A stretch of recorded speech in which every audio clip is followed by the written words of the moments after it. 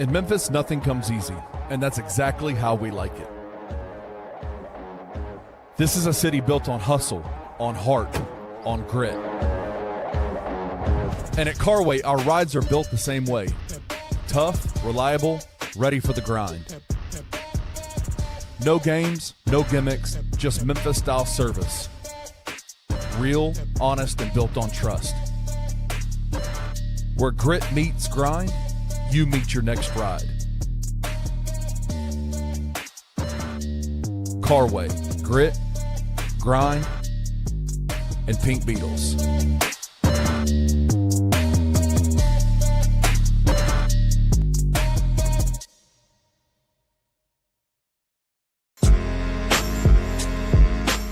In Memphis, we know a thing or two about resilience. From the grindhouse to the Delta, we protect what's ours. But when pests invade your home, it's time to fight back.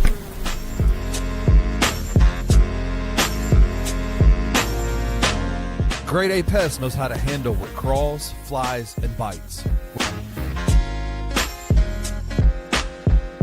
With local experience and guaranteed results. I'm Reggie with Grade A Pest Control. We service the Memphis metro area. That also includes DeSoto and Fayette County as well. Grade A Pest has the entire Mid-South covered. So if bugs and pests put you to the test, let Grade A solve your problem.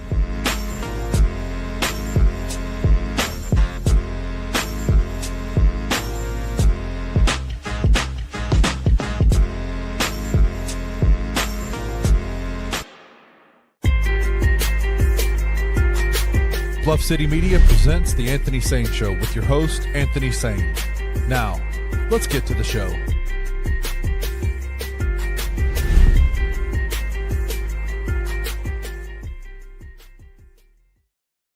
What's going on, everybody? Welcome to The Anthony Sain Show. This is, of course, your host, Anthony Sain. I am here in beautiful Whitehaven, Tennessee, man. I look out my window, I can see Horn Lake, Mississippi, man. I'm living in the suburbs of Horn Lake, Mississippi, a.k.a.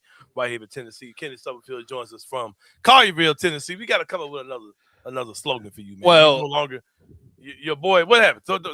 Don't tell me there's been some recent developments, man. There's been some recent developments. All right, what happened? What happened, bro?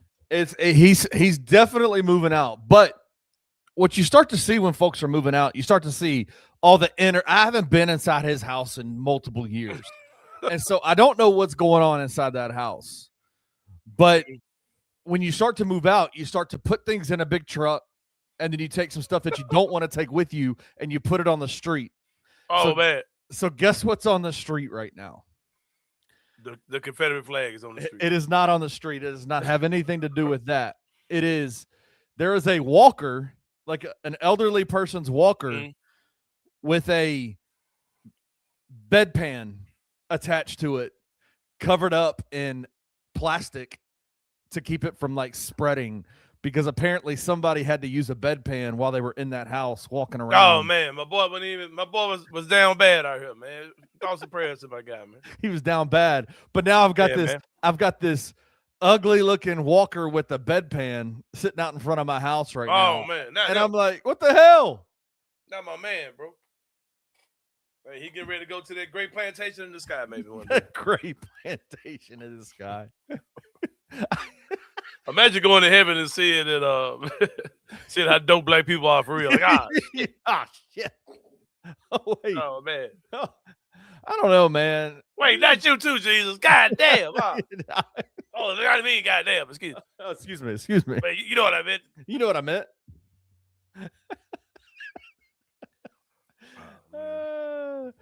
Justin said, man, I do medical equipment, and the amount of people that try and return besides commodes is insane. Like, bedside who wants commode. to use bedside commodes is insane. Like, who wants to use commode? Yeah, bro. Like, and so I had to explain to my kids this entire weekend, like, what is a bedside commode? Like, what is a bedpan? And they were grossed out. And anyway, crazy. Yeah, man. Shout out to your neighbor, though, man. Thoughts and prayers to that brother. Awesome prayers. Especially his bowels, his urinary tract, all that stuff, man. God bless that brother. The great. We all might be there one day. Yeah, the great. We are all absolutely going to be there one day. Yeah, man, for sure. He said the great plantation in the sky. Oh man.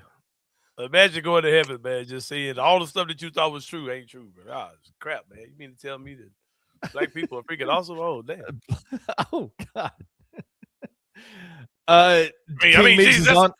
that's a tan, right? You got a texturize in your hair, right? That's a tan, Yeah, right? exactly. I Exactly. mean, you're one of us, right? You're one of them Arabs. you ain't one of those Arabs, are you now? Oh my God, bro. Out of time says full circle moment, shitting on ourselves to start and doing it at the end too. Yes, sir. Hopefully, that's how life is. hopefully man. I go before then. That's how life is, man. For real, man. But welcome to the Anthony Sain Show.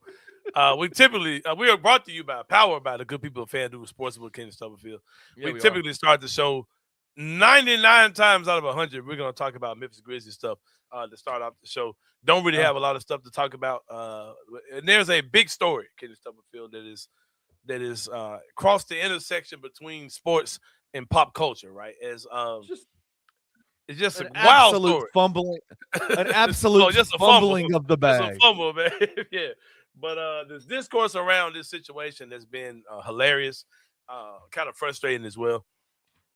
And I'll just give my couple 2 cents on the situation, being that it's a little bit more than a relationship story. It's a sports story. It's involving a pro athlete. So I definitely stick my toe in the water real fast, man. First of all, I will put out this disclaimer. I don't care one way or another about these people, mainly because I don't know them. I know nothing about them outside of what's public knowledge about these people. I've never been behind closed doors with them. I remember having a Twitter conversation with Eric Hasseltine, who also don't like me, right? So I be seeing Eric at Ghost River and intentionally don't speak to him at all. Like I literally act like he's not there. Like I see him all the time at Ghost River. I literally intentionally pretend he's not there. Because I'm like, bro, it's people like you who like look at people like me who out here trying to bust our ass and y'all make it hard for us, bro. But I'm not gonna get too deep into the whole Eric Hasseltine thing. But yeah, just keep being a dick, bro. It's all good. But you ain't stopping nothing I got going over here. I literally see him at technology. But anyway, and I know he knows who I am. But anyway, I had a Twitter spat with him at one time about Zach Randolph, right? When Zach was getting into it with there was a situation where Zach had an assault thing going on with some assault charges. And I was like, bro, I'm not saying Zach did anything, but to get on here and act like you know he didn't, it's pretty stupid, bro. Like you're pretty dumb to act like you to say what he didn't do, and your reason is that you ride on the bus with him and y'all travel together. Like, bro, that doesn't mean anything, bro. Like, for one, you're not a woman and you've never been behind closed doors with Zach Randolph, right? Like, you don't know that side of him, bro. Like, you know what I'm saying? So let's not act like you know what he would or he wouldn't do. That's the one thing I was saying. Right. Of course, people were coming to me on Twitter about it. He was talking about it on the radio, whatever. But wait, he was talking about you on the radio? No, he was just talking about he was talking about the situation, and I was hitting him on Twitter about it. Oh, got you. And it turned into whatever it turned into. That may be why he don't like me. I don't know. You don't have to. There are people on Twitter I don't like to. But yeah, he's always had weird energy when it comes down to me. So shout out to that brother. But yeah, when I see him, I don't acknowledge him. I literally act like he's not there. But I have a few of those people in my life, and it's nice. I enjoy it. Yeah, man. Shout out to Eric Hasseltine, man. One of the all timers, but one of the all time gatekeepers. Yeah, gatekeepers. Yeah, exactly. So, but yeah, man. But I said all that to say, when it comes down to Klay Thompson and Megan Thee Stallion, they broke up over the weekend. I know nothing about these people. I don't have any level of investment in it, but I will speak on it because it is quasi-sports related, and it's a pretty ridiculous. The responses to this are pretty ridiculous. Can I have breaking news just to start off the conversation, bro? Just to start the conversation. Powerful men with money typically run through a lot of women. I don't know if you knew that or not, but that's the kind of way it goes, bro. Dudes with money usually have access to a lot of women, and they are pretty casual with the things they do with women. And that's pretty much how this thing works, Kenny Stubblefield. Klay Thompson has been with a lot of them. He's like, oh, God. That man thought you was this is my man. This is my man, Sam Allen, too, man. I'm not here to slander Megan Thee Stallion. I'll give my kind of brief opinion on how I feel about this. I think the whole discourse is just so ridiculous, bro. Because like I said, starting up the conversation, powerful men with money go through a lot of women, and they go through a lot of what you seem to be dream women or women who are in TV or known beautiful women. Like this is kind of what they do, bro. Like it's always been that way. Like go look at Drake's resume. Go look at anybody's resume. Nick Cannon's resume. Go look at Lil Wayne's resume. Leonardo DiCaprio, whoever you want to say. Like these dudes, they go through women. They go through your dream women, right? Like this just kind of happens, bro. It happens often, right? But I remember being fond of this particular situation. I've talked about it on the show. We talked about the clip when he was eating her spaghetti. He was like, all right, bro, you messing up. Like, yo, I don't know if your mama's black or white, but if she was black, or your black grandmama, somebody should have told you, don't be eating no woman's spaghetti if you don't really know her like that, right? So that was a conversation that, we joked about. And I said, I'm happy to see that brother happy to see her happy. She's being a different type of woman than what she's presented herself to be for, her entire career. She's domesticated she's in her soft girl era, all that type of stuff. We always excited about that, right? Right. But at the end of the day, Kenny, I didn't think this shit was real. I didn't think this shit was going. I didn't expect to see Klay and Megan Thee Stallion marry each other. I didn't expect see these two grow old together, bro. That's typically not how these things work, in this type of situation. But the discourse behind this has been insane. I've seen people say that nobody knew who he was before he got with her. That he was a nobody. What? Bro, I might be wrong, but wasn't he in the last? Wasn't he in the NBA 100? Yes or no?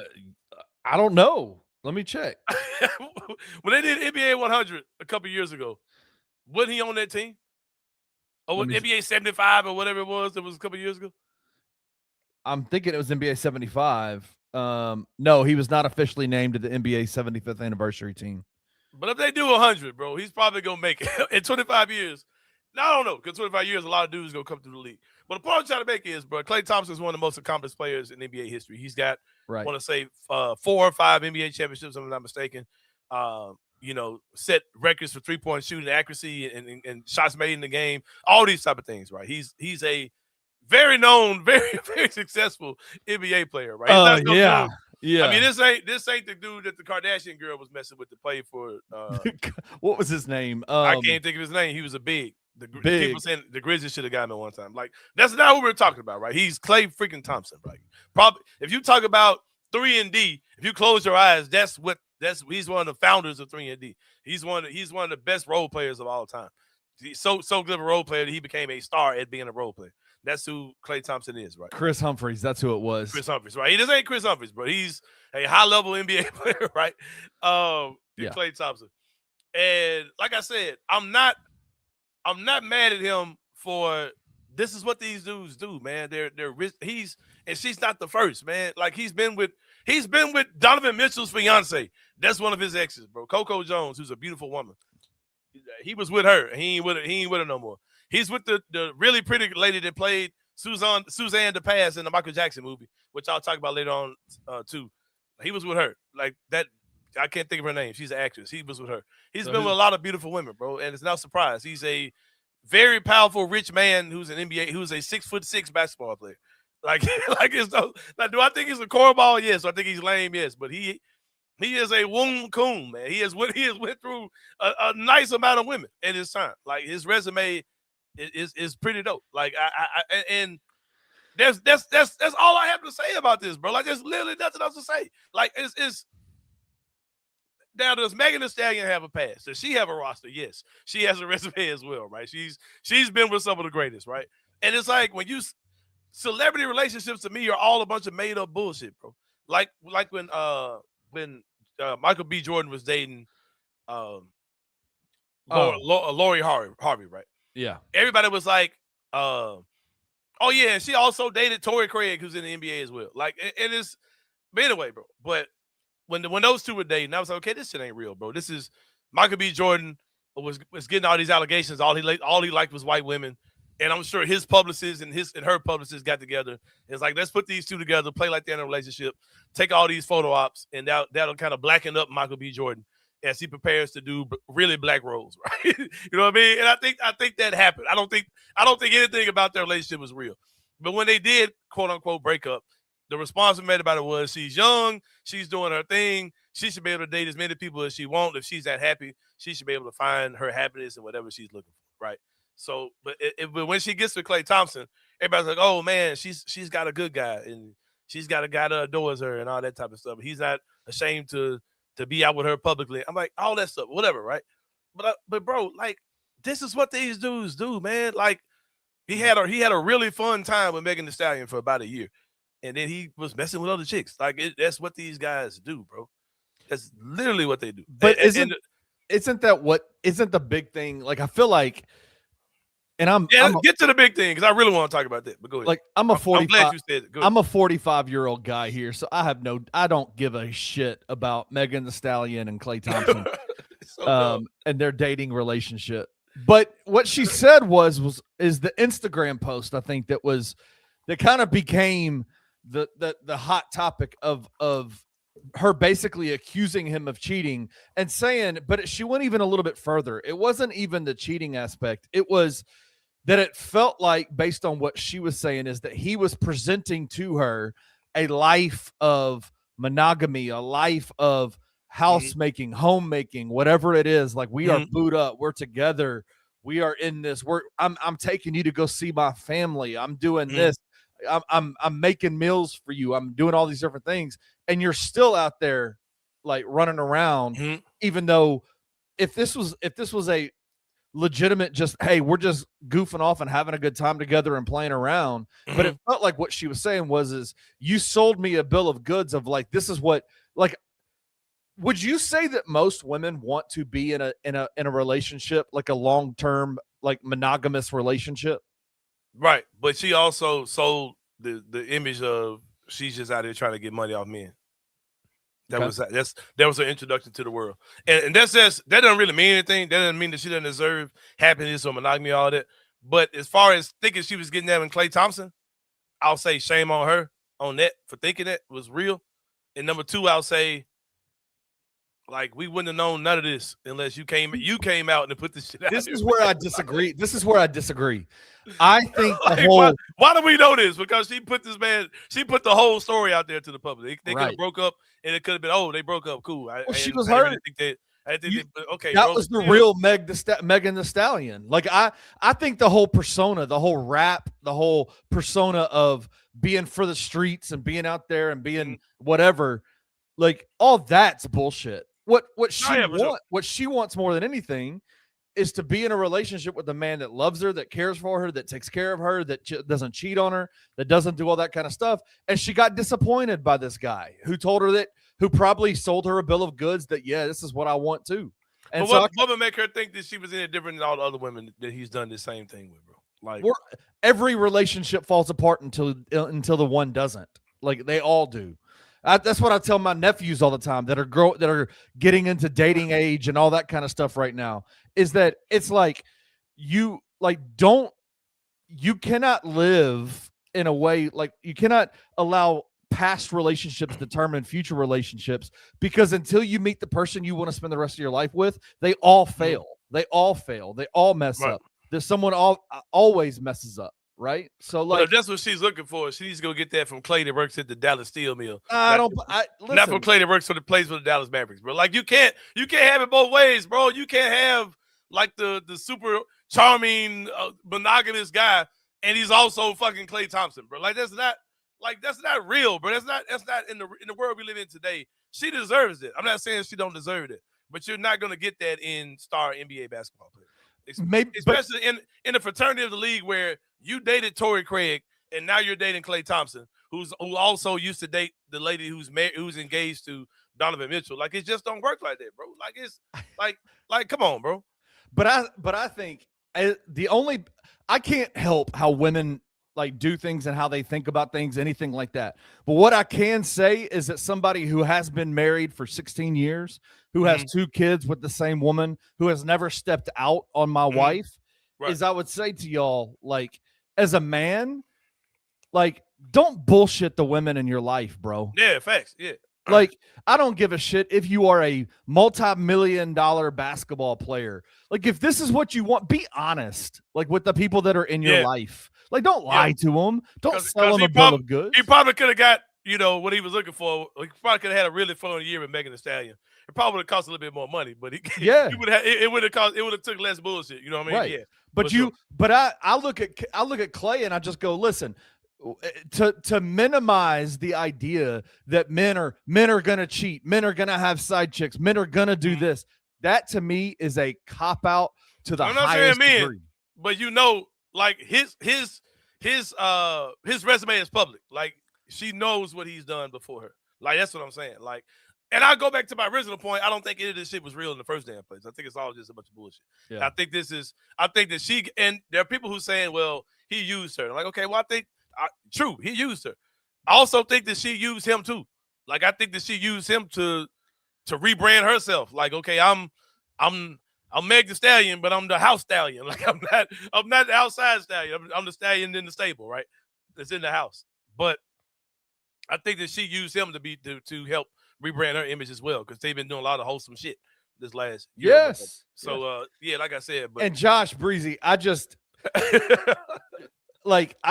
cannot disagree with you more. Like, I just can't. Like, monogamy isn't natural. Just admit that you don't see women as anything other than places to people to lay down with, not to share a life with. And that's okay, Josh Breezy. If that's where you're at, like, if you're not at the point where you're willing to share your life with somebody, that's fine. Like, that's fine. But my only issue with that is be upfront about it in the first place. Yeah, like, that's fact. Like, don't turn around and be like, sell a bill of goods to a woman who's like, man, I want to be in a relationship. I want to be monogamous. I want to be that. Like, don't turn around and be like, me too, babe. Now let's lay down and do that. Josh Breezy, be transparent, be real. If you just want to lay down and move on. Monogamy is natural when you meet the person that you want to share your life with. I will say this about monogamy. I'm not going to say it's not natural, but once the toothpaste is out of the tube, it's hard to put it back in. Like, once you see, here we go, bro. We got to have a spiritual conversation now, right? Yes. Because it's like, all about going there. Like we talk about, I had this conversation with some guys over the weekend about sin, right? We were talking about, like, sin. And I was like, okay, to me, I don't really care about what is sin. I ask myself, why is sin? Like, why does God have issues with certain things, right? And if Megan Thee Stallion was pure, she never had any guys in her life, and she was a virgin, and she met, Klay Anthony, Clayton Thompson, Anthony Thompson, right? Who also was a virgin, who had never been with nobody before. These two could have got together. She ain't got no past. He ain't got no past. They could have been a beautiful couple walking in matrimony, right? Like, that's because they haven't. Neither one of them have been down that lane. But once you expose yourself to all this stuff, it just makes your whole life a lot harder, bro. You know what I mean? In a perfect world, two people who are without blemish can get together, and the only memories they have are each other. The only distractions they have are each other. But that's not the world we live in. And when you get into why things are wrong, I think that's why God thinks those certain things are wrong, because it makes your life a whole lot harder, right? You know what I mean? Because my wife is a beautiful woman, and she's got 2 children. I could have been a dude who within right. There are guys who say I don't date women with children. Me personally, I love women with children because I'm also a father. Yes. I don't want a lady dealing with my son and learning how to be a parent on the first time. No. Like, absolutely. I need to see you raise some kids before you interact with my son, right? So me personally, I prefer a woman, especially at the age I am. Like, I'm 46 years old. Me personally, not to offend any lady who might be watching, I've had this conversation before. If I'm a man, me personally, if I'm dating a woman that's my age and she's 40-something, they never had no children. Now, it's a lot of those red flags bother me than, like, body count red flags. It's just me, because I'm a hoe. So I you ain't a hoe anymore. No, you're not anymore. I'm just saying, bro. I'm just saying, though. But the Anthony Sain in 26 is not the Anthony Sain in 20. Right. But what I'm saying is, I can't knock you for your body count when I didn't try to, you know what I'm saying, tear down had the city of Memphis like the Joker. I didn't try to burn the city down. You know what I mean? But, like, so what I'm saying is, bro, like, damn, what am I really saying? Like, that's why but she's also not ignorant. Like she also realizes This is a fucking NBA player, bro. 100%. You know what I mean? Yes. And I dated Torrey Craig, who was in the NBA. Right. And these dudes. I dated Tory Lanez, who was a rapper. Right. And I'm sure there's been a lot of conversations about me within these channels of these guys' networks. Right. It's just like I'm a huge Drake fan. Right. So, and I'm also a fan of my girl Gracie Bud. Shout out. God, thank you for your grace and for your Gracie Bud. I say it all the time. Right. It's my girl. But Drake had an affair with Gracie Bud. Right. And he really led her on. And I'm like, okay, I felt kind of bad for the lady. I was like, she really thought Drake was her dude. But Drake was like nowhere close to being her dude, right? So it's fucked up that that's the game he was playing with her. But also, a part of me is also like, okay, bro, like, what did y'all really expect this thing to look like? What did y'all expect to happen? You know what I mean? So, and just like she was taking a chance on him as far as knowing, this dude's a hoe. He got plenty of women. Right. I'm not gonna get into all our past because I don't want to come out like I'm bashing her. I hope that nothing I've said comes off like I'm bashing her. But I'm looking at some of the comments. I'm aware, but I'm not gonna speak on it. But just like she knows about his past and having to deal with he's got all these bodies. There's all these other women in my circle that make it say they've had my man. He's got to deal with dudes in his circle that can say they've had his woman too. But I think. Everybody has to deal with that. Exactly. Yeah. Like no matter what relationship you're in. Yeah. My wife and I didn't get married till we were 29 years old.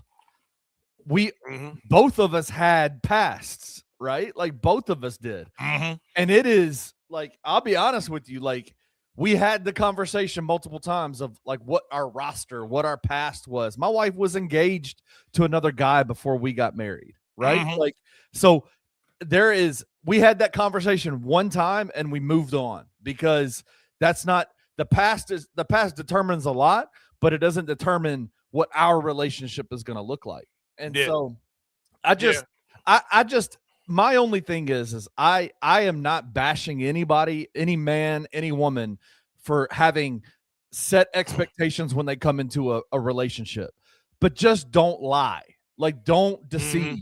Don't lie. Be a man of honor. Yeah, like, be a man of honor. That's all I'm asking. I'm also not going to dog him out for being a hoe because it's like it's extremely hard to date. I'd assume it's extremely hard to date when you're a millionaire and you're not married. I'm sure it is. And you're not with the lady that was down with you from the past. And that could get tricky too because the lady who was with you when you were 16, 17, by the time you're 30, she may not be mentally able to. She may not be where you are. You know what I mean? Once you've blown up or whatever. But like I'll say this: being a millionaire, it has to be hard to be a millionaire and date. But to be a millionaire and also be a liar makes it even harder to date. Yep, you ain't lying, bro. Don't be a liar. It seemed to me, bro. It seemed to me if I had money like that, this would not be my struggle. I would not be in any. None of this would be going on. Like I said, bro, I would go to Starbucks and have a contractual agreement with some barista, and I go get her whatever surgery I need to get her done to have a look, whatever she wants, and that would just be one of the many of those that I would do. Right? Like I wouldn't be out here like talking about I'm in a relationship with Megan Thee Stallion. Like unless I just wanted to say, hey, I want to add that to my resume. Like there would be no need for me to be deceptive about anything if I had this level of money. Like I don't understand that part of it at all. There'd be no sneaking and ducking around if I was. But it goes back to Klay Thompson, just a lame ass dude, bro. He's a fucking cornball. Like he's a cornball, you know.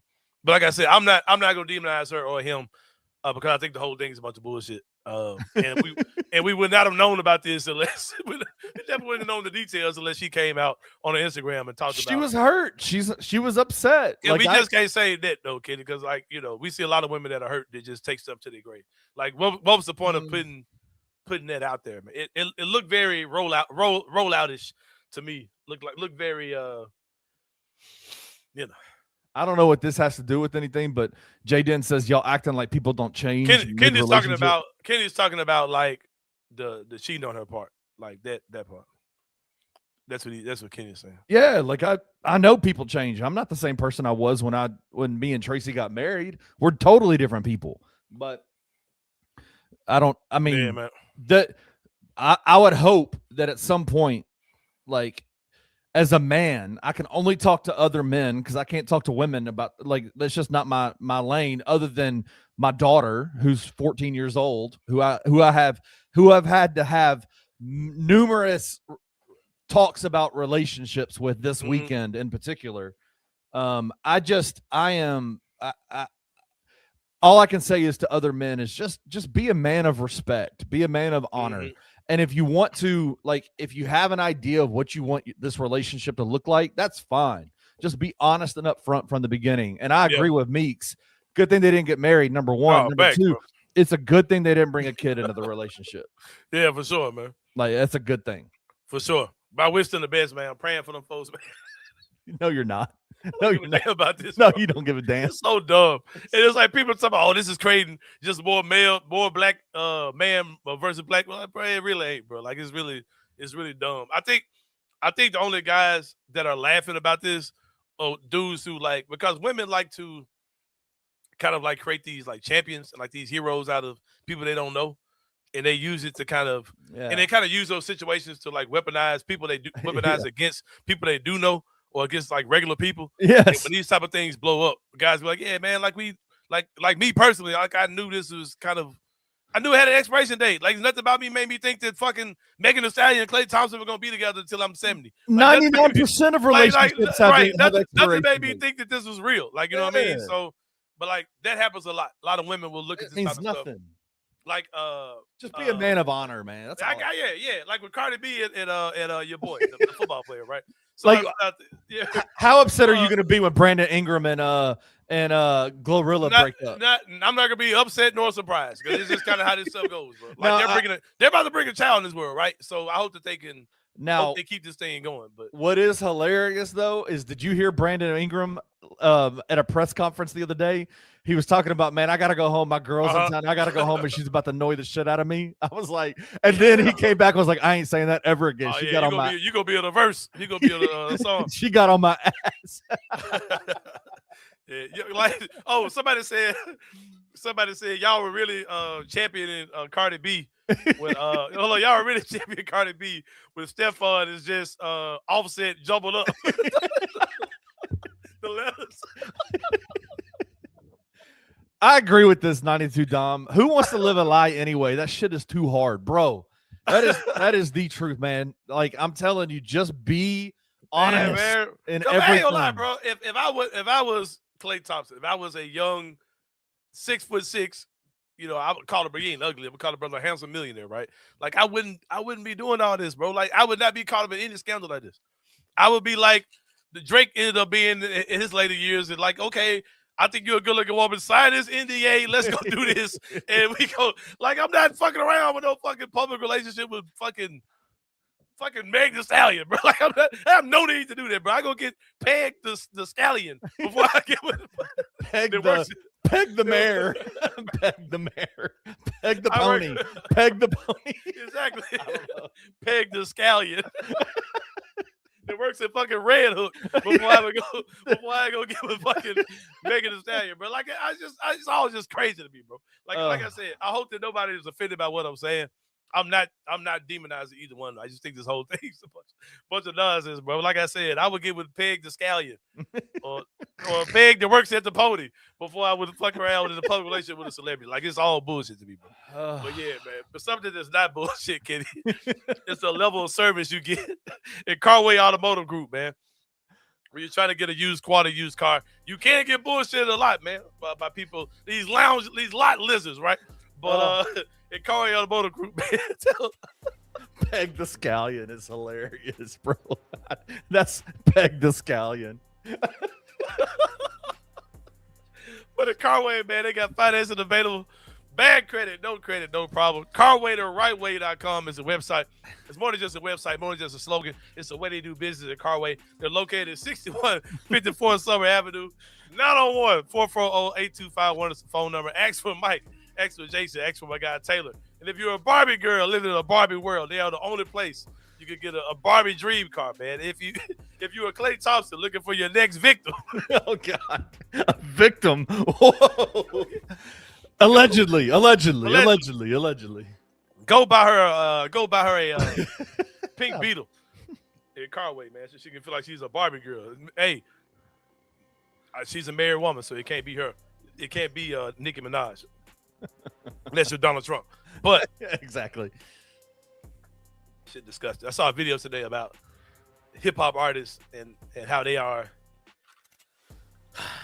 Anyway, bro. But anyway, get with Carway, man. Get with Carway for that for sure, man. Somebody else that won't bullshit you, man. It's my guy Reggie Freeman Alexander with Grade A Pest.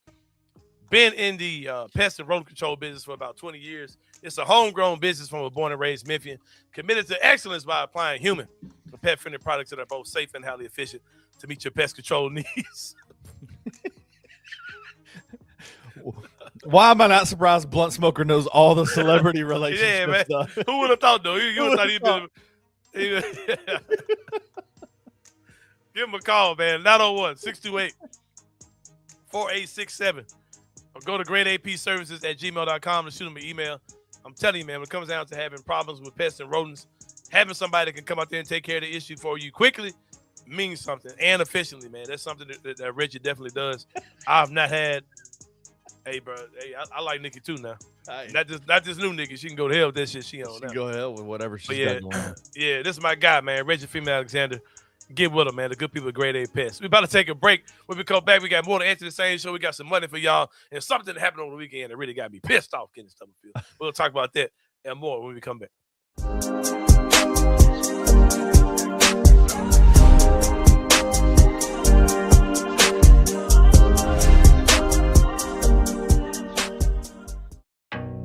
Some dreams don't just come true, they come with 4 paws. At Puppy Dreams, we match loving families with happy, healthy puppies. From playful companions to lifelong best friends, your perfect match is waiting. And with our professional grooming spa, your pup will look as amazing as they feel. Visit Puppy Dreams today and meet the one who's been waiting just for you.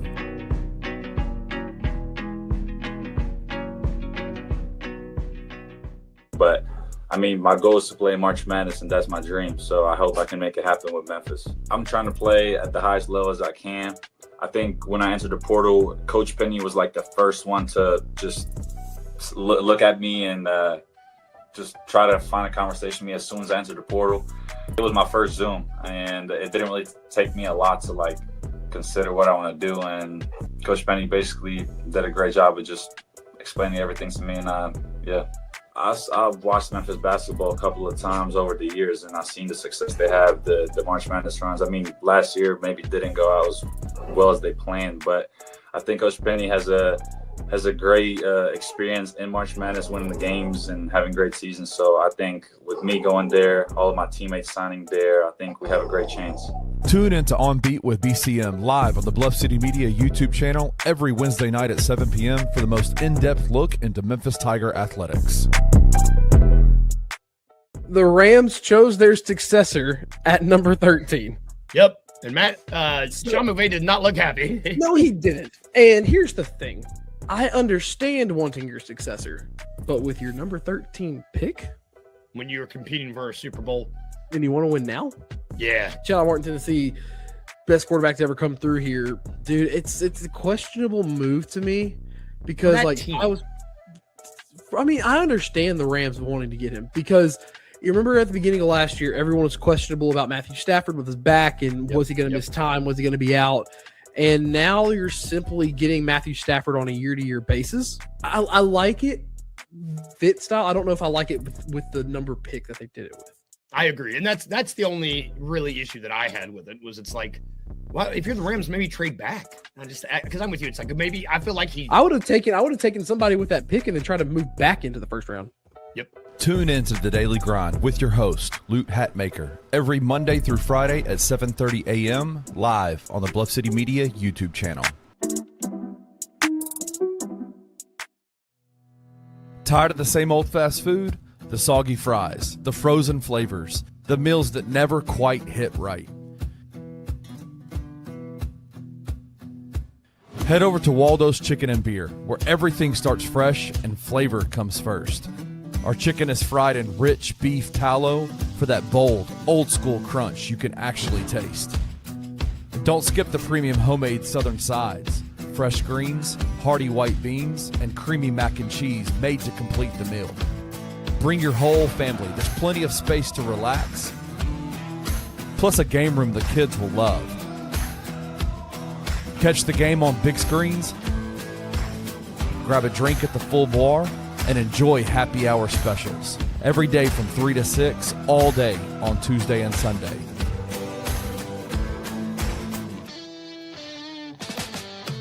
Waldo's Chicken and Beer. Real food, real flavor, made from scratch.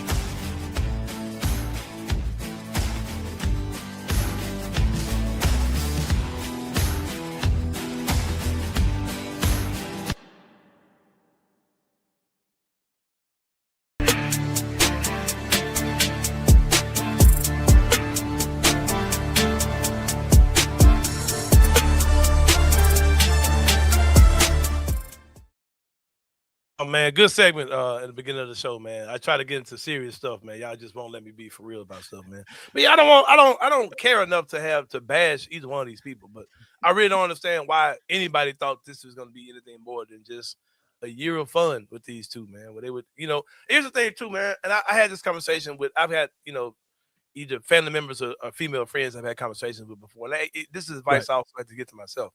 When you're trying to become a certain person, right, it's okay to try something different and to experience something that don't work. Like, it's okay to take that failure. Like Klay Thompson, maybe something different for her, but that doesn't mean that she shouldn't put that type of effort into another man. Like go right back into it, man. Go right back into it and keep doing that. Keep being Meg the house stallion, man. If that's what she wants, man, like go for it. Like be my little pony for somebody out here, man. Yeah, it's out there, man. It's out there. Don't go back full circle, man. You learn something from that, man. Like there'll be different women I meet and they would go haywire or whatever. Like, okay, but that one little thing about her was redeemable. I like this about that particular lady. So that's something I'll add to my list of stuff that I like. Did you have a list of what I was looking for in a woman? Yeah. It's just kind of it evolved. It wouldn't. I think if your list is like solid, like it ain't changing, you're gonna fail. Like your list should always change. You know what I mean? Yeah. Like, Tracy had a list coming into our relationship, like a legit list, and I didn't meet like 17 of them joints, and she, hey, yep, I still got her. Yeah, man. I wish the folks the best, bro. Yes. I just think it's hilarious. Blunt Smoker's in here talking. He's like, man, Nicki Minaj broke up. Cardi B broke up. Meg Thee Stallion broke up. Monogamy ain't real, man. It's not real. Oh, man. My guy, Mac Field says, I figured it wouldn't work out because of her past and that she's black. NBA players have a type. Wow. There are a lot of NBA players, of course, that date women that aren't black, but a lot of these dudes are married to black women, too, though. So I can't just say that. Like if you're talking about the three of the best players of this era, the current era we're in, like the era that's leaving, is LeBron, Steph, and KD. 2 of the 3, the 2 that are married are both married to black women. So I mean, a lot of these dudes there's more of these dudes married to black women than we think, bro.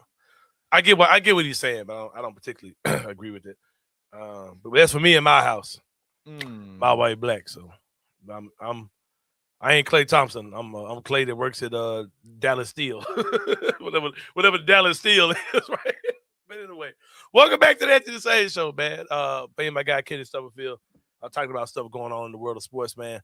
Also, gotta show some love to my guy Antonio Jones, the master of definition. He's been in the barbering game, man, for about 30 years. It's a clean, family-friendly environment, natural and enhanced styles. Superior grooming for men, women, and children. Scan that QR code now. I was about to say smash, slam. I mix them all together, man. Smash that QR code. Scan that QR code now on the screen, man. And book an appointment for him. Antonio Jones, the master definition. Whether you're getting a haircut for yourself, for your child. If you're a lady getting a haircut, he can do all those things, man. Black hair, white hair. Every kind of hair under the sun, man. Antonio Jones can get you straight. Even if you got some stallion hair, man, or some mixed dude hair like Klay Thompson, man, they get you squared away. But Antonio Jones, master definition. Book him today, man. And remember, if you remind him of how overrated Magic Johnson is, he has a special deal for you. Yes, he does. special style in his back pocket. He's been holding out. You remind him. It's called a straight razor. Yeah, yeah. He'll give you the mist on color purple, Miss Steedley special. My guy Kevin Wells, man, in the comments, man, had a great time with him and his wife over the weekend, man. Kid, you gotta come join us one weekend, man. You know what I'm saying? Hang out with the rest of my fucking friends. Now the volleyball season is over, bro. It's go time. Yeah, man, y'all break ass. We had a great time with Kevin Wells, his wife, and other people in our crew, man, for sure. We're married guys out here, man. Ain't no fuck boys in the crew. Ain't no fuckery going on, man. We married our stallions, man. We our stallions in the house, man. We tamed our stallions. Tamed their ass, yeah. Domesticated these wild ass women, man.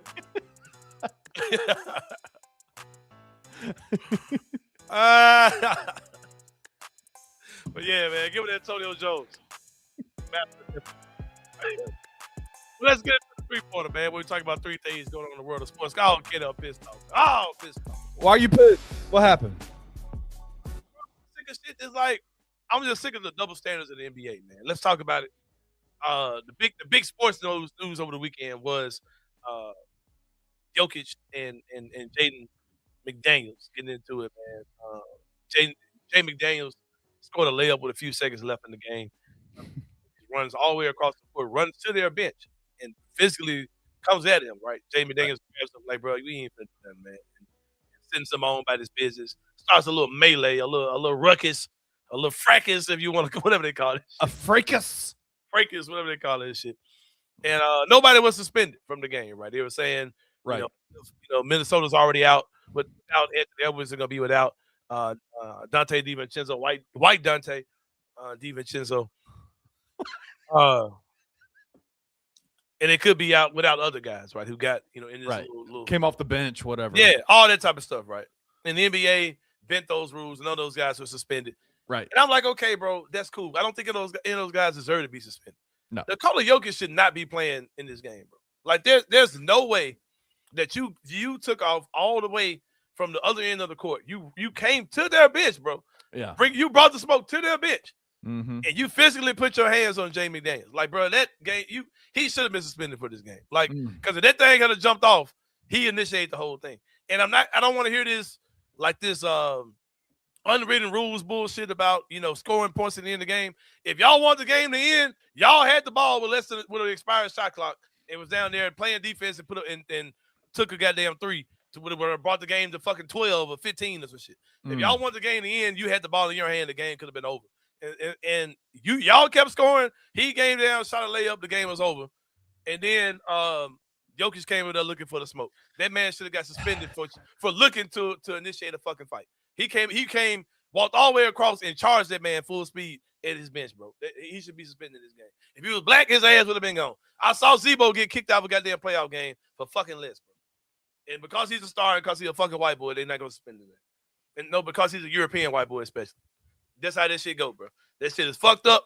And ain't nobody. And then his fucking big goofy ass brothers beat the shit out of some fan in the goddamn fans. Why are they even allowed to go to games, bro? Like, why are them dudes not banned from arenas, bro? From every arena in the NBA. Like, listen. Yeah, bro. Things that happen on the basketball court. I don't have a real strong opinion on Jokic getting suspended. I do think you're probably right. Like, if it was Draymond Green, he would have been suspended, right? Like, if it was Draymond doing that. But the idea, like, I cannot understand how the Jokic brothers still have access to NBA. Be wilding, bro.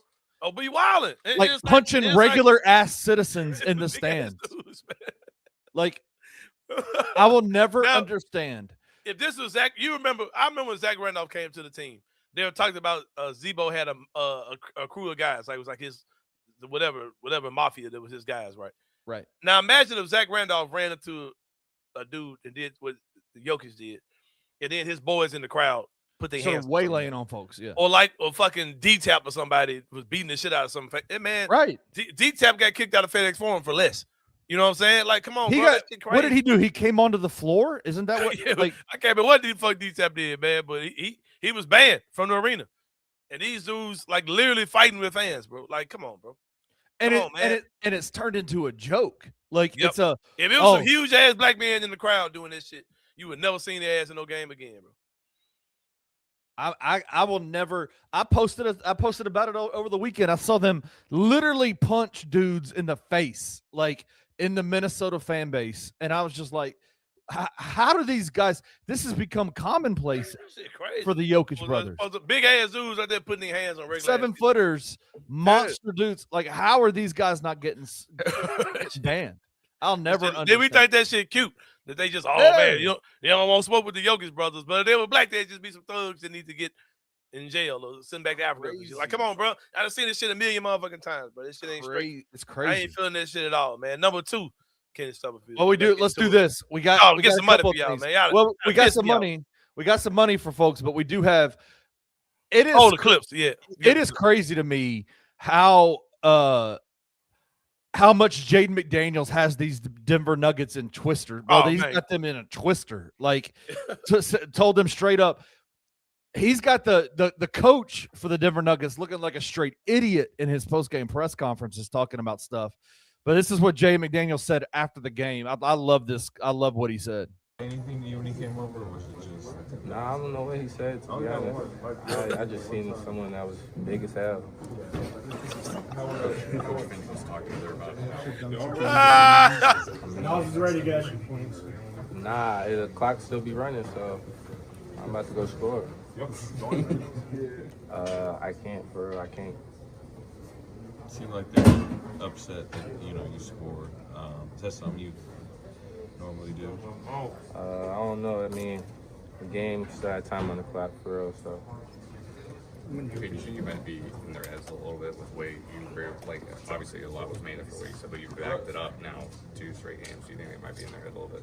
I don't know. I mean, I said what I said, and then after that, I just come to hoop every night. Like, I love it. It doesn't really matter who we're playing against. So I'm just coming to hoop and just try my best every time.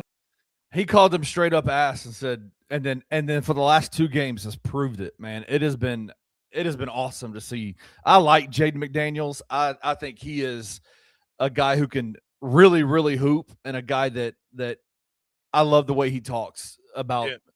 Anyway, but Mike Conley, did you?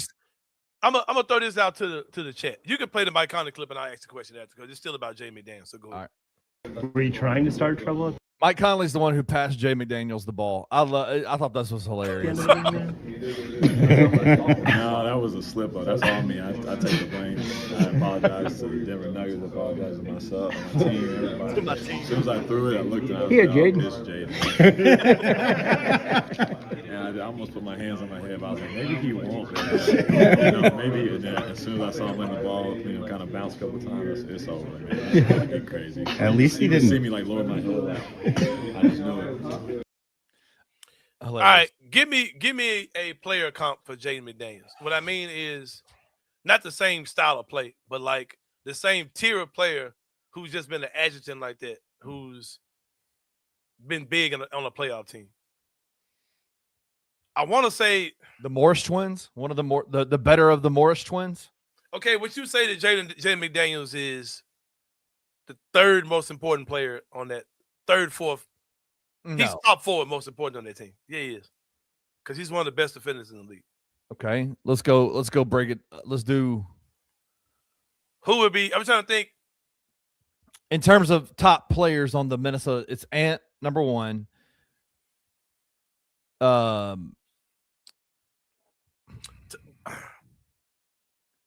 Dante or Rudy. Him just saying Lou Dort, 92 Dom said Tayshaun Prince. I don't mean like role, but I'm talking about also is crazy as fuck. Also is like a super adjutant. Like teams want to. Oh, this is a good one. Meta world peace. On that's that a good one. Kobe. Yep. But see, he also was like the best player on the team too. In Chicago, he was in Chicago, but early on in his career. Yeah.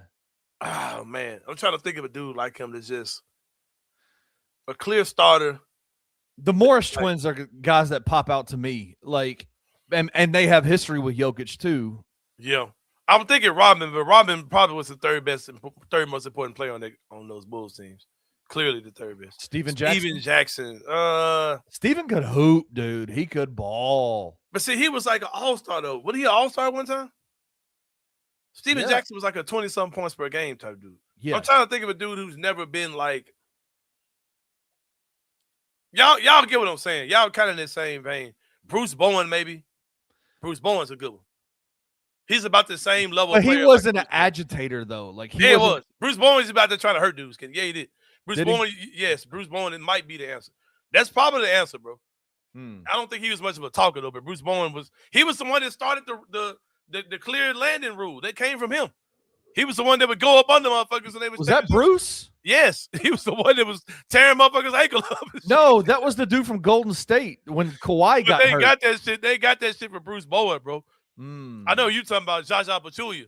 Yeah, but Bruce Bowen was the one that the clear landing thing came from him, bro. Interesting. If I'm wrong, y'all tell me or tell me what I'm mistaken. No, Bruce is a good choice. Bruce is a good choice because he was a guy for the San Antonio Spurs that didn't score a lot of points, but man, when he'd lock dudes up and he was an irritant. Yeah, just being an irritant. Yep, that's a really good example, man. Yeah, Paris said the rule came from Zaza, but Bruce Bowen started for sure. Yeah, man. Hell yeah. He walks so that motherfucker can run. But he used to say fucking people up, bro. Like he used to fuck dudes up with this shit. Yeah, Bruce Bowen was nasty, bro. Ron Artest, Meta World Peace. That's a great example. Yeah. I like that one too. I just don't agree because Ron Artest went from being a really good player on another team. He was the number one on Chicago. To falling in line under Kobe and them. Yeah, right. He was like with the Pacers and shit. He was cold as hell. Yeah. But no, he was like number. That's a good example though. That's a good example for sure. Mm-hmm. But yeah, man, what we on number 3? Before we get to number 3, no, that was number 1. That was number 1. Let's do number 2, man. In the NBA playoffs over the weekend, a lot of stuff is going on. Wemby made his return. They came from behind on Portland, ended up busting their ass. I have a question. I asked you this before the show started. I said, don't even tell me. I want the people to tell me. Okay. Sain gang, help me understand. When it comes down to politics, I am in the dark, intentionally in the dark about most things. I ride with what's right and what's wrong. All the political stuff, I don't get into the parties. I probably lean more Democrat, way more Democrat than I do Republican, but I'm not neither one of them. I just try to do what's right. I'm just trying to do what's right out here, man. That's all I know how to do. Trying to be a good man. Trying to be a good man, bro. Okay, so with that being said, anytime there's anything said about Denny Avia, there's a lot of just crazy stuff that comes at him. Yes. Somebody tell me why. Like, I explain it to me like I'm a 5-year-old because I have no clue. What's going on.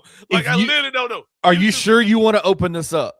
I don't know, but I don't. But hey, I'm telling folks, if you like, I'm telling you, is it because of something he's actively like him as a person is in, or something that he's affiliated with? It's because of where he's from. It's because of where he's from.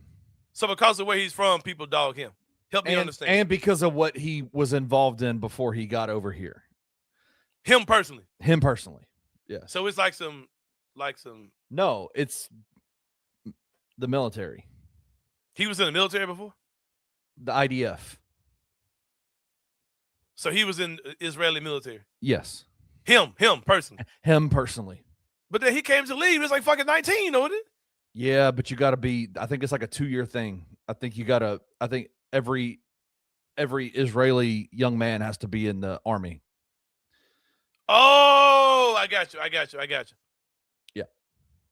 Because I hear people say this. I'm like, okay, but that doesn't make any sense. Like just say because he's Israeli, we know Israel runs America. Okay, but I'm American, so that means the people, he's American, he's a piece of shit. Like, no, man. Like he get vitriol like he did something. But that's it though. That's what they're doing. Yeah. Okay. Yeah. That's it. That's the reason why. All right. Well, I'm with it. Like I'm not trolling. I did not know. Like I did not know why people were attacking the dude. Like that dude gets some of the craziest like stuff coming right at him. I was like, bro, what the fuck did this dude do? Right. like, I didn't know.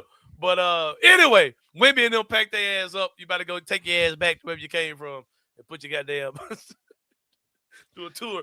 They were down by 15 in the first half and won by 15, bro. They that second half they put a beating on the Trailblazers. Hey, I'm gonna say something. It ain't gonna matter because it ain't gonna happen. We ain't gonna see it. But if Anthony Edwards was healthy, Minnesota would have packed San Antonio up next round, bro. No. No. Shit. No. Bro, y'all be totally ruling out fucking toughness in the playoffs. Bro. And like motherfuckers who ain't never been there before, bro. Them dudes are kids, bro. Going against fucking crazy ass Jaden McDaniels. OKC broke that barrier last year. The mugs ain't. I understand what you're saying. I ain't saying it can't happen.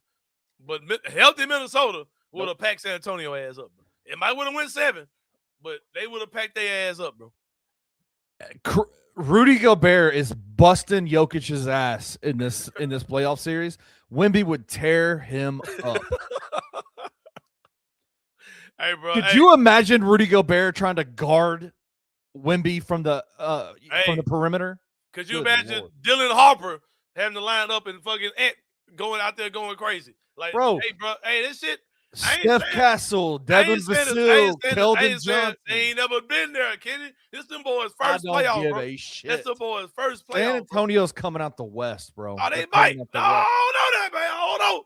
They still gotta play fucking goddamn Thunder, bro. I'm not putting a crown on them. Antonio's coming out the West. If they get to going crazy and women get to going crazy, don't none of that shit matter. Them bitches coming out the West. Like if he gets to going crazy, like don't none of that shit matter. Them bitches coming out the West. But what I'm saying is, a team like Minnesota could fuck them motherfuckers up, bro. Like it's just, like Jason said, I think that shit would go 7 for sure. That should be a fucking battle. I hate we ain't gonna get to see that shit. I still think Minnesota, as they are now, about to get Denver. I think Minnesota's winning tonight. Honestly, yeah, they gonna pack their ass up. They under them boys. They in the boys' head, bro. They gonna pack their ass up. What a run! Better than them dudes back, man. What a run by San Antonio, though. If they're able to beat the Trailblazers, if it's Denver, if it's Minnesota, whoever it is, win the whole, go beat OKC, and then go beat OKC, and then come out. Good God, what a run! Because ain't none of them teams in the East for real. That shit fucking suck, bro. Hey, I ain't gonna lie, bro. I told y'all about that team on the bottom, bro. Detroit's fucking the fraud. I've been wanting to say that shit the whole goddamn season, but I feel good for them because they're a good story. Them dudes are frauds, bro. Like I told y'all what the fuck going on with them, man. They're playing playoff basketball the entire season. Hey, but a big dog look big until a real big dog come in the room with their ass. And Orlando is beating their ass, bro, because they match up well against them. That's a horrible matchup for them, bro. That Detroit team. You think Boston can do anything against the team that comes out the West? Man, where you get that damn Edie and Howard. Eddie, that shit look cold, bro. Send me that shit. Yep. But now, Boston. It depends, man. It depends. Ah, shit. I forgot what they over there, really. Yeah, it depends. They could go. I hope they come out the East because I don't want to see none of these other bum-ass teams out the East come out. Boston I pray that Boston comes out, bro. Boston just doesn't have the bigs, man. Like, and what's the name? Is any chance he'll be back for later on in the playoffs? Who's that? Vucevic. I forgot Vucevic. He played yesterday. Did he get hurt? I know that motherfucker was back. Yeah, he played yesterday. No, he had got hurt. I ain't know he was back though. Yeah, he's back. Shit, that'd be a good matchup, bro. But I don't want to see no other bum ass team out the East come to the finals, bro. So you think Orlando's packing Detroit up in the first round? Soon. What is going on with this Houston Rockets situation, bro? Man, the shit weird. Teams be thinking you could just add KD to a team that shit work. It's a price to add KD to your team, bro. Because you got an old ass man who's got the leadership abilities of a fucking kid. He wants no part of being a leader. He just wants to hoop and do whatever. And he's also weird as hell. We talked about this stuff. Like, there are things that we know, even about the situation here in Memphis, that if you put a mic to these guys' mouth, they're going to tell you a totally different thing, right? Yeah. They're going to say, oh, that's my man. Oh, that's my guy. And these guys really don't fuck with each other. But there's a code of ethics with these guys. KD has broken that fucking code. That shit he's been doing online, that shit is fucking. That's real, isn't it? I think that's bro, that shit's real. Like, them dudes on that shit is weird, bro. Like, that shit ain't straight. Dudes ain't fucking with it, bro. Like, especially these young dudes. That shit ain't straight. Like, bro. You see what Amin Thompson said? Amin Thompson, an interview came out a couple days ago and was like, we don't even know where he's at. Like, we don't even know. He's not training with us. Which means nobody's checking up on him. He's not talking to people. He was at the game yesterday. Dudes, weirdos, man. KD a fucking weirdo, man. Like, pack his ass up, man. And then Ime comes out and basically tells the entire team to grow up publicly. Ime, let me tell you, man. He gonna be gone, and they gonna fire him, and they gonna trade KD. My boy said somebody committed to Memphis, man. Breaking news. Yeah. Jalen Reed committed to Memphis. Point guard from I forgot where he's from. There's going to be a bunch. Watch about 4 or 5 guys commit this week. Man, let's get to it, man. Memphis. We do have some FanDuel numbers for everybody. Yeah. You think the Magic are going to win, so I'm going to show you the Magic same game parlay for tonight's game against Detroit. It's in Orlando. It's called the Sunshine Surge. Good Lord. Mm-hmm. I feel ridiculous even saying that. Your list sound worse than mine. All right, the Orlando Magic money line plus 134. Desmond Bane to score 25+ points. Wendell Carter Jr. to record 8+ rebounds. Plus 787. $10 wins you $78.79. You know why I'm going for Orlando? You know I want Orlando to win? Because of the first segment. Because Jalen Duren, who is my guy from the University of Memphis, on his fuckboy shit, on his fuckboy shit with Angel Reese, wasn't being honest with her, wasn't telling her the truth. Wendell Carter said, you know what? Wendell Carter Jr. Came in all 6'9" and probably go to ass, bro. You know what I'm saying? Wendell Carter Jr. You know what? He came to say the bird. Not only am I gonna be a beast, but I'm also gonna do TikTok dances with you. I'm gonna take you public. We're gonna be public. We're gonna be public with this thing. Man, I'm gonna be public with these hoes, man. Go public with these going assholes, man.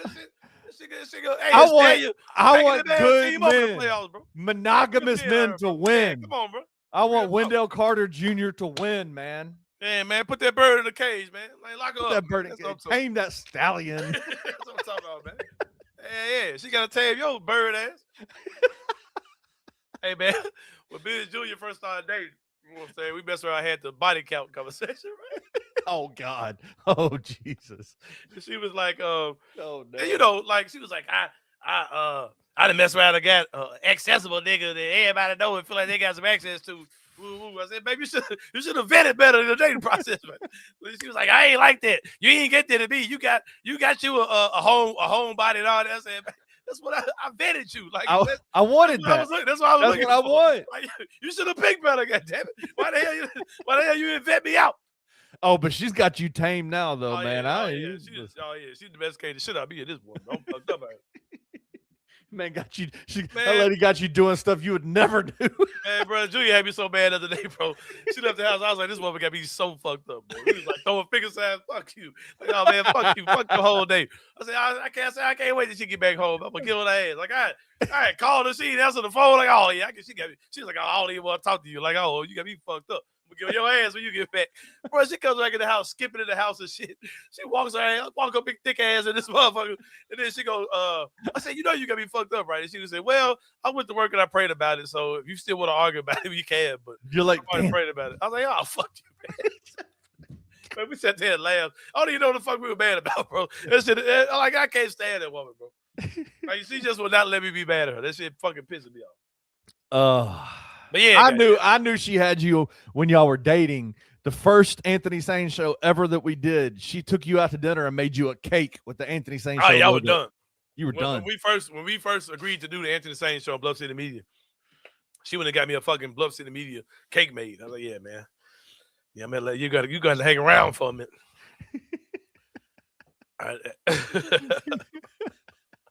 All right, number 3. This Adam Silver. Adam Silver proposes a new lottery fix.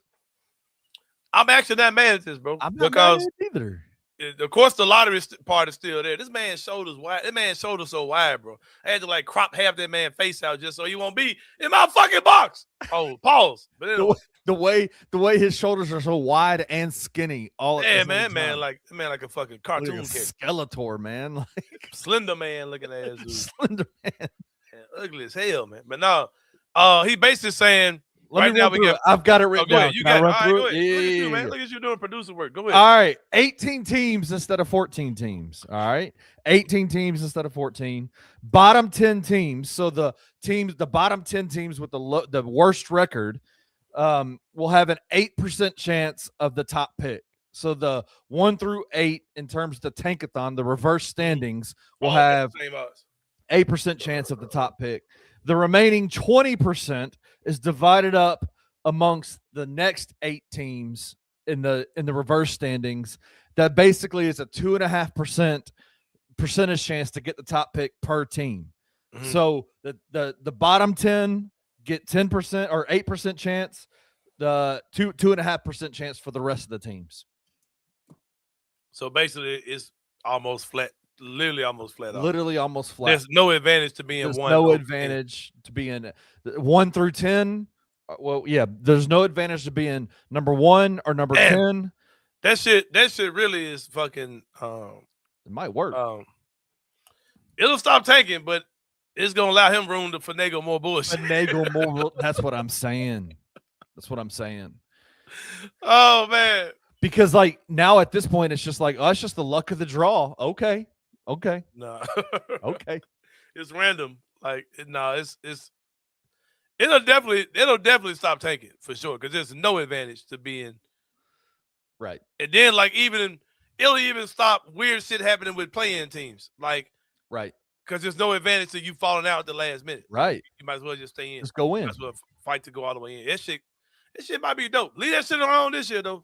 Let us get our It might work, but again, it is opening the door up, like you said, for more shenanigans in that draft lottery. 1,000%. Look at Blunt Smoker saying that Tyrese Maxey better get out there first round. That ain't happening. Hey, Ja better play 23 games. Yeah. Holler me with John get out the first round. Yeah, holler at me. He said John been out in the last 5 years. Yeah. He's been out of the first round once in 8 years. In his career. They hit the gritty on their fucking logo, and they did shit since. He did the call 12 and then fell off. Tried to dunk over Anthony Davis. Good Lord. Tyrese Maxey crazy, bro. All right, Blunt, tell me, switch it up. Tell me you would switch it up right now. Right now. Take Tyrese Maxey and put him on your team. Right now. Instead of John. Tell me that, goddamn. Exactly. Tell John to make an in-season tournament. Or not take an in-season tournament game. Tell him not to quit an in-season tournament game. Stop it. That man crazy. Let me ask you a question. Did you wait a minute? Yeah, I know he don't think that's for real. I know he's lying, right? Like that's why I just went over. Like, listen, Tyrese Maxey didn't have a better roster than John this year. Like, no, not even this year. That ain't true. Man, stop it. Man, Joel Embiid played about 10 games this year. Joel Embiid was an MVP like 17 years ago. Yeah, man, stop it. Let me ask you this. Did you get to watch any of the Philly game yesterday? Did you watch any of it? All right. Joel Embiid came back from the appendectomy. He had that appendix burst or whatever, got the surgery. He came back. And let me tell you, man, when they had VJ Edgecombe and Tyrese Maxey shooting most of the shots, they looked tough. Mm-hmm. Joel came back, and they looked rough. Mm-hmm. Like, it did not look. That man, watch. That man's taking up way too many shots, man. All right, for a bad contract. No. Is there any player you wouldn't take back if it came with 2 first-round picks? Oh, wait. All right, break that down. I thought you were going to say Joel Embiid on the Grizzlies. I was like, is there any player in the league that you wouldn't take back, that you wouldn't absorb into your cap or into that, what's the name, for 2 first-round picks? What years are the first-round picks? This year?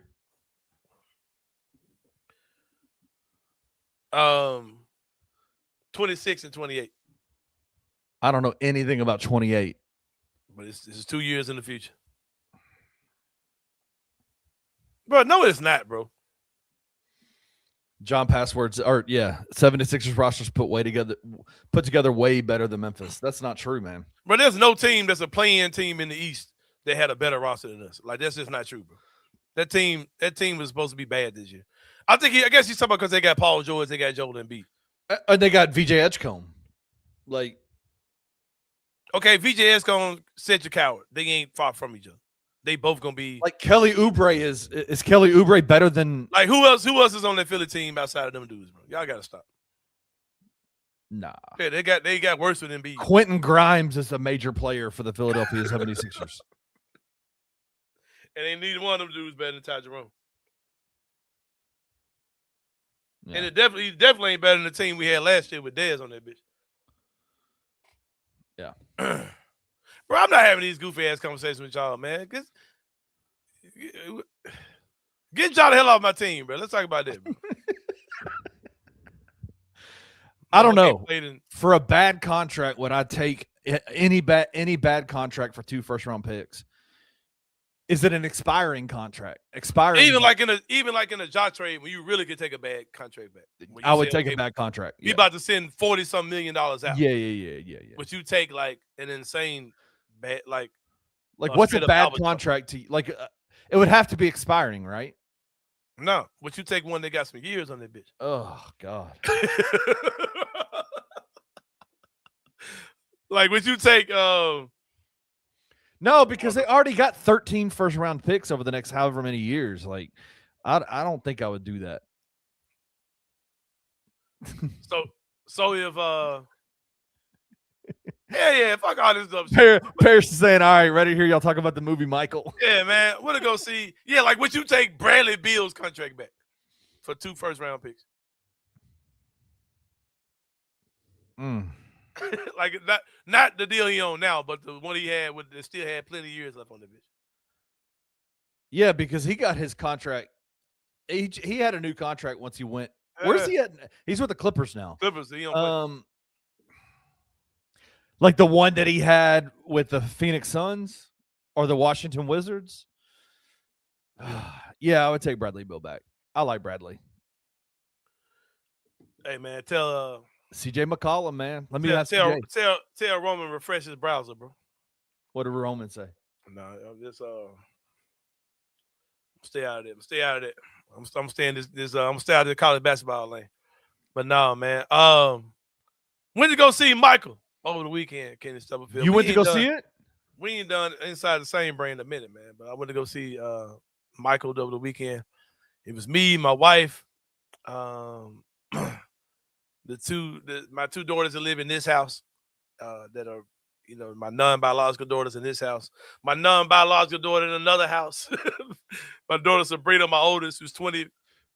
I said, Sabrina, how old are you? Like I said, she said, how you don't know how old I am? I said, I'm fucking old, Sabrina. I think you're 24. I think Sabrina's 24 years old. She's probably 25 now. No. Hold on. She's 24. Okay. My oldest is 24. We went out. Gabe was there, so it was the 6 of us went to go see Michael at the Paradiso. Did you pay for you paid for all that? Yes, paid $100 and something. It was like $130 or something like that for the tickets, right? God. And I will say this: IMAX is a scam. Like IMAX is a fucking scam, bro. Like I think the screen is bigger and it sounds pretty good, and there's no dead space. Like there's no the screen takes up the entire wall, so there's no nothing but the screen. That back wall is really nothing but the screen, right? Right. But yeah, y'all got to explain to me what IMAX is, because I don't get it. Like this ain't my first time going. I've been to a lot of times. Exactly. But I say hell yeah. Like if we my guy Main Look says, would I take Zach LaVine or DeMar DeRozan? Yeah. If there's a job trade, it's probably going to be for Zach LaVine's taking back one of those, contract. It's gonna be LaVine's contract probably. But yeah, man. No, my wife pulled some real ghetto shit. Oh yeah. I'm not a concessions guy anyway. Like I don't have to have that shit. But Julia came with a big purse full of all kind of shit she bought at the dollar store, Dollar General. Yes, we do the same thing. Oh yeah, we got loose at that hole. I thought they check your bags or something like that, but I guess they don't. No, because we got that bitch that did our motherfucking thing. I didn't know that. All you have to do is listen, bro. Most of the kids that work there are like 16 years old. Just look at them and just be like, "You ain't checking shit." Check your hoe, nigga. Check your mammy. But yeah, man. But the movie itself, that ain't what y'all wanted to hear about. Even though I think IMAX is a fucking scam. Like I don't get it. Like it sounded fucking dope in there. Right. I think you're paying for the sound more than the picture of it all, because that shit was not the shit to me. And I think that Collierville movie theater with the really seats, like big seats, recliners, I think that's a better experience than IMAX. But let's go. What do you say? Come on out here. Yeah, that's right. Come on out to Collierville and watch a movie, man. Come on out here with us. But no, the actual movie Michael was really good.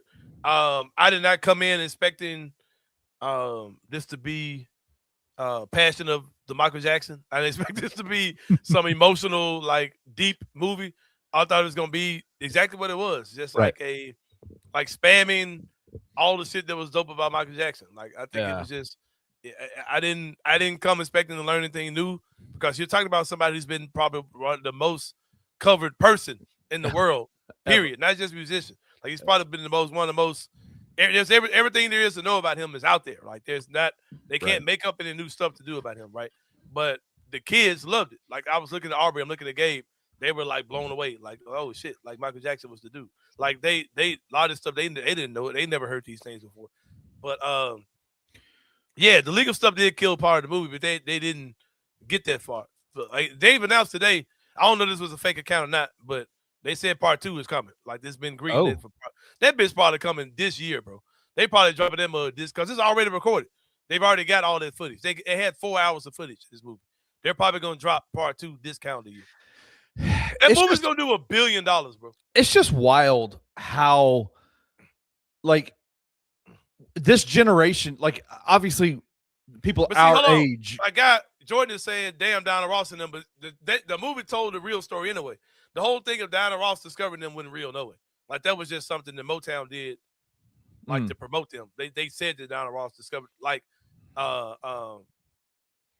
Gladys Knight actually discovered them, and they showed that in the movie. They showed that actually in the movie, yeah. But go ahead. It is wild to me how popular, like, Michael Jackson still is, right? Like even to kids like your daughters, your stepdaughter's ages, right? Like your bonus daughter's ages. Like that music is just timeless, man. Like it's so interesting. Yeah, but that shit was dope. I'll tell you the same thing y'all seen in the other review. Jafar Jackson was absolutely incredible, bro. Really? Like that dude was Oscar, that man. I don't know if you talking about, I don't know. He needs something. He needs something, bro. I don't know if he gonna get, best actor being this his first movie. He was an amateur before that, but he needs something. BET award or something. He needs something. Cause dude was fucking cold, bro. Like dude was Michael Jackson in that movie. Like he pulled off the look. He pulled off the voice was crazy. Like that man was cold. I don't think he had any lines at all. Something else they were trying to avoid in the movie was Randy Jackson didn't sign off to be in the movie either, which is the youngest brother, right? He didn't sign off to be in the movie. But they had to put him in there when they showed the Jackson boys as adults. But they kind of were careful about acknowledging who was who. Like you could look at the aesthetic and say, okay, well, that's Marlon, that's Jackie, that's Tito, that's Jermaine. But like they didn't really get into a lot of who was who. So the kid who played Marlon didn't really have a lot of lines. But the kid who played Lil Michael was cold. Why do you Coleman Domingo was cold too. Coleman Domingo does this thing, bro. I told Julia, I said, if I see that dude in real life, I'm gonna punch him in his face, bro. Because he does this thing with his mouth. Like every character he plays, he does this thing where he's like, like, man, get this dude out of here, man. Pack this man up, man. But Janet had a problem with the movie because she didn't like she feels like Jermaine is their dad all over again. Like he's just trying to do whatever he can to make money off of Michael. She wasn't feeling that shit.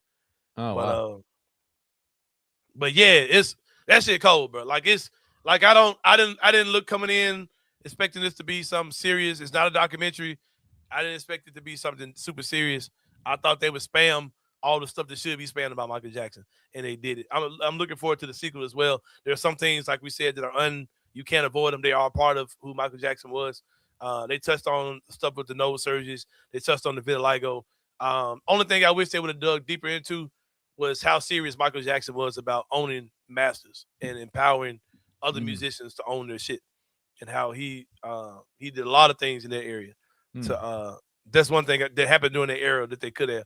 But it's crazy to think about, bro, that the movie started in 1966, ended in 1988. Michael Jackson, they picked up when Michael was about 8 years old in real life, right? Right. And then 2 years later, they became the real Jackson 5 out there, and they were telling them to still say you're 8. Don't tell them you're 10. Tell them you're 8, right?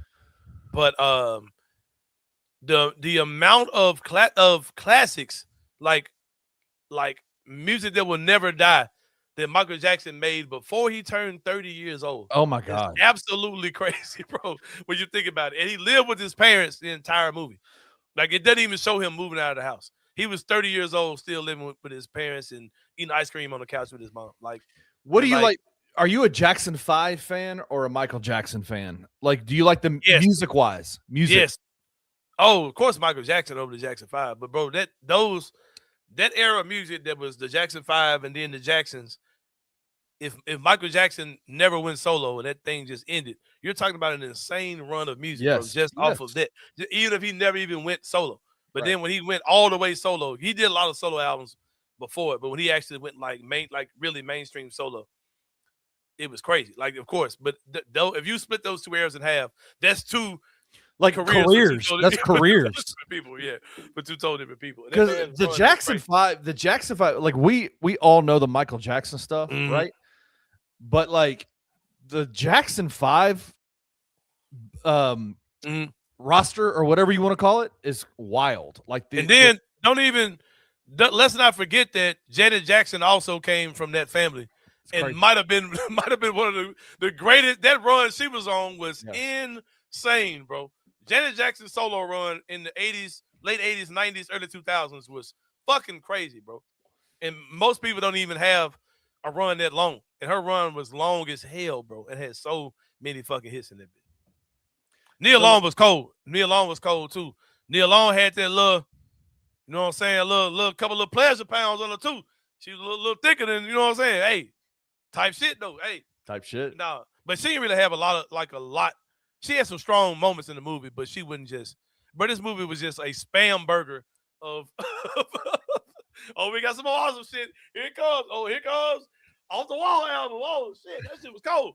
Here comes Thriller album. Oh fuck. Oh, here comes the Victory Tour. Oh, I can't take no more. Like, it was like nonstop, bro. Like, it was just a roller coaster ride. Like, the movie ends fast. It was a 2 hour, 15 long movie, but they piled so much into it. The pacing is bad, but it had to be, bro. Like, you piled 22 years of life in the most amazing artist of all time, and you piled it in 2 hours and 15 minutes. The pacing is really bad. Like, it moves like way too fast. Way too fast. But it's how else could you have done it? Yeah, you know what I mean, but the central theme of the movie is not this is the life of Michael Jackson. They're telling one story arc. Right. It's one story arc of his life they're telling. And that's him deciding to live his own path and stepping away from his family, stepping away from his dad. It's Michael versus his dad. It's the theme of the movie. And Joe Jackson was a motherfucker, bro. That movie was Michael and Joe dominated. Yeah. It was the story of how Michael Jackson said, fuck this Jackson 5 shit. I want to be my own man. Yeah. But also because of me being a child star that young and being because his story, him and Marlon are only a year apart in age. Right. But their lives are so totally different because Michael was the front man. Marlon was just up there. Marlon was just doing that shit. Like, Michael was the man. Like, so that shit altered his life, bro. Like, it altered everything about his life. Yeah. And it just made him socially weird. Like, everything about Michael Jackson was just super thrown off because he was in the public eye from he was not just a public eye, he was a mega star. But I'm gonna tell you the wildest thing about Nia Long was she was wearing like, you know, old lady clothes, like how women dressed back then. Man. But you can tell she had a little, you know what I'm saying? You can tell, you know, if she, you know what I'm saying, turned around, then Moo would have been a little movement going on back there. For sure. Some movement in the Moo. Yeah, there's some movement in the Moo. Fuck you talking about. But no, man, another part of the movie that was absolutely insane. I got to go find a bootleg copy now because I'm not going to go pay to go see this again. $100 again? Yeah. Right. What's the name played? Mike Myers played one of the executives for Epic Records. I can't remember the guy's name. Mike Myers. I ain't even from Saturday Night Live. Austin Powers? Austin Powers, yeah. But you know, he was in what's the name too? He was in the Queen movie. He played that. Yeah. He played the executive then. I didn't even recognize that was him. Julia had to tell me after the fact. Yeah. Oh, you know it was Mike Myers. Oh shit, I didn't know that. But anyway, they showed a scene, bro. Bro, Michael Jackson was the biggest artist maybe of all time when he was doing Off the Wall and Thriller. Like one of the biggest artists ever.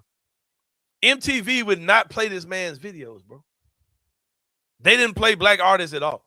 Michael Jackson, one of the greatest artists of all time. So the best music video, they had to like beg and plead MTV to play his stuff.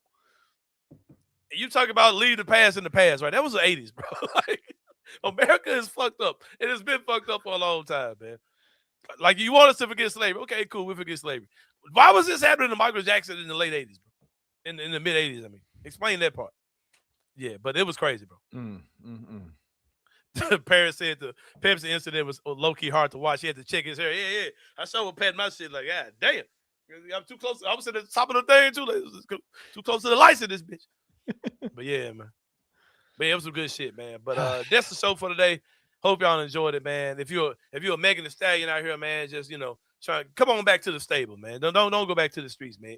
Don't go back to the streets, man. If you're a Klay Thompson, man, just be for real. Get your life right, man. You know what I'm saying? Just be real. That woman that expectation. You know, Torrey Craig hit the bra before you got with her, man. You know the baby hit her for. You know, fucking Moneybag Yo got with her, man. You know, Tory Lanez had her. You know, Tory Lanez got her, man. Shot her in the foot, apparently. Yeah, you know the dude, the soccer player had and all this other kind of other type of shit, man. Just be like, man, you know what I'm saying? I'm trying to give me a ride in. You know what I'm saying?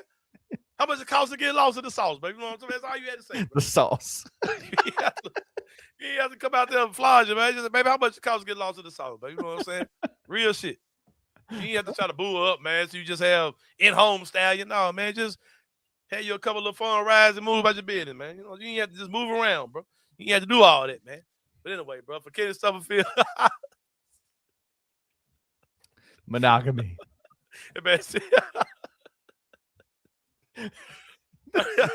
Stop it. Oh man, forget it, Stubblefield. John Passworth, pretty ass, probably had it. Man. Jafar Jackson looking at him. Whatever, man. Jafar Jackson looking at us. Hold on. Where is he? And then we already said that shit about his. No. Who we said that man looked like, man? We said that man like somebody handsome. I can't remember. I think it was. It was Jafar Jackson. We said, man, go on, man. Jafar Jackson looking at him. It was somebody else we said. Yeah, it was him, man.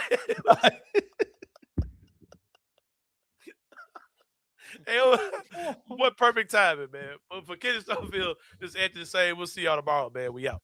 Thank you for listening to the Anthony Sain Show. If you enjoyed this episode, leave a rating and a review wherever you download your podcasts. Also, like and subscribe to the Bluff City Media YouTube page. We'll see you back here next time.